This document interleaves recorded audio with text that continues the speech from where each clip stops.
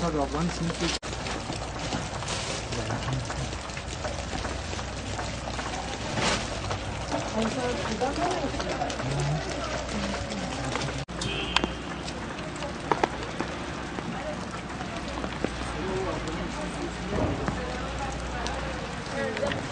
Olay nasıl olmuş? Olay gece sobayı doldurmuşlar, divar ısınmış. Ondan sonra halılar tutuşmuş.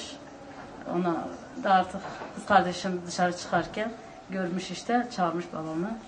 Ondan sonra kalkmışlar, halıları dışarı falan atmışlar. Olay işte. Evet. Kardeşim onları hepsine toparlayıp arabaya attılar. Ondan sonra onları hastaneye götürdüler. Biz de işte Herhalde bir bacımız sabah namazına kalkarken fark kız etmiş. kardeşim, küçük kız kardeşim Özge 5'e 10 falan vardı. İşte Yani namaza kalktığında fark ediyor değil mi şeyi? kalkmış işte demiş ben lavaboya gideyim evde salmaya. Ondan sonra bakmış ki dumanlar çıkmış. Buralar hep duman almış. Evet. Şimdi hastaların durumları nasıl şu an? Allah'a şükür işte serum falan taktılar. İyiler.